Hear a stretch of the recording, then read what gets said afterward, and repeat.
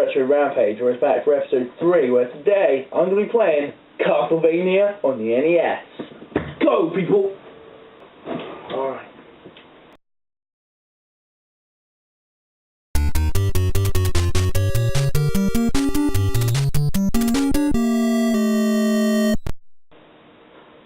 Here we go.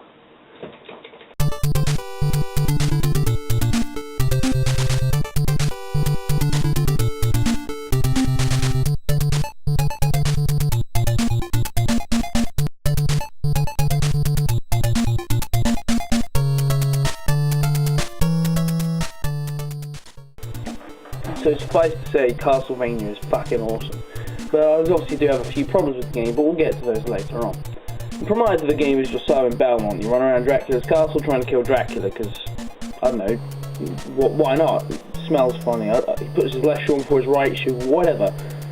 You have a load of things to help you, most commonly your whip, but you also pick up a whole bunch of items like the sword, the clock, the axe, just to name a few.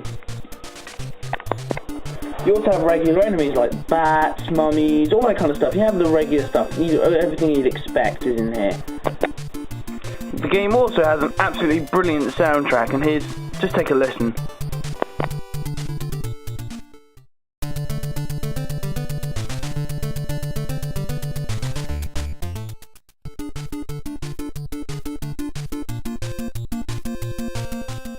And so if it's such a good game, then why am I talking about it? I don't always talk about good games, really. In my other YouTube channels as well, I've never talked about good games particularly, only bad ones.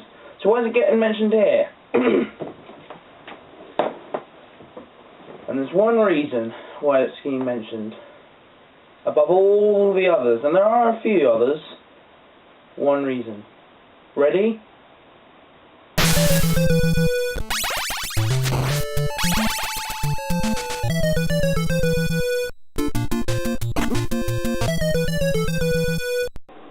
Now, don't get me wrong or anything here, I like a challenge. This is not a challenge, this is just you getting killed repeatedly, and it's very, very annoying. The idea here is that Simon Belmont, every time he gets hit, he gets knocked back. The problem here is, there are so many times that you can get knocked back into a pit, and it's fucking annoying. This also relates to the level of the difficulty set within the game. This game is so hard. I mean, don't get me wrong, obviously, as I've said, I like a challenge, but this game just brings that to the extremities. I know it's an NES game as well, so you kind of have to give it some grants, but I mean, as we can see from the clip back here, you know, there's a section where you just get enemies thrown at you, and they're really awkward and annoying enemies, and I got really lucky to get through this bit. It's infuriating how difficult this game can be at times. Oh my. Now, we've already looked a little at the enemies in this game, but there are just more than bats and mummies. There are wights, ghosts, knights in armour, floating Medusa heads, weird monkey things, which I don't get. Is that like in the Pirates of the Caribbean? You know I demand payment. I brought payment. Look. An undead monkey. Top that. But for me, the worst enemy in this game is the crows. These little fuckers fly around the screen just waiting to whack against Simon Belmont and fuck up your jumps, getting you killed. They follow no genuine pattern. You can sometimes dodge them, but then others they fly up, down, anywhere like they're drunk or something. The best way to deal with these little bastards is to get them on the edge of the screen and wait for them to begin to move. As soon as they do, move back so that they leave the screen, and congratulations, you've successfully glitched a crow out of the game. This isn't helped by the awkward controls. This game follows the normal NES standard of D-pad movement, A to jump, B to attack, and start to pause. It is basically like most NES games. However, there is a degree of awkwardness in the way you use your special attacks. See, normally it means pressing B and up, which in itself is pretty awkward as you have to press B slightly before you press up. But the real problem comes on the stairs.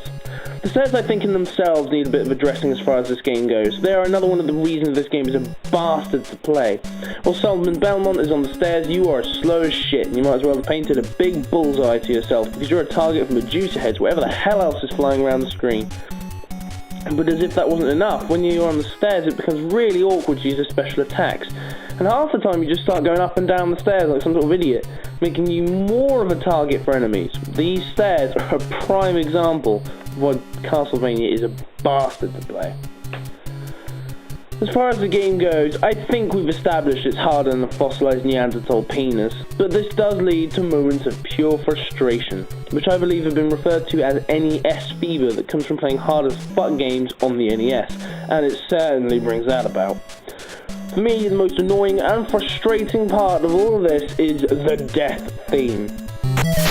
Every single time I hear that, it feels like a kick in the bollocks. The game's way of saying, "You died, stupid." Something kind of like this. Stupid deaths, they're funny 'cause they're true. Woo! Stupid deaths, hope next time it's not you. To be fair to it, however, it has got excellent graphics, particularly for an 8-bit, and apart from these problems, it can remain a classic of the NES library. Not that my opinion was going to change that anyway. Just approach it with caution and keep the stress balls nearby, or you'll probably want to snap the game cart in half out of pure frustration, and then you'll probably want to pay £50 to get it back, as it still retains its value even today, and it's one hell of an addictive game when you're playing it. It's clearly, despite its flaws, it's still a worthwhile game to own. I did pay £50 for my rather battered and old copy, admittedly, and I don't even regret that. It isn't so much that the game is bad, it's just incredibly difficult and frustrating. Now, we have a quest to finish.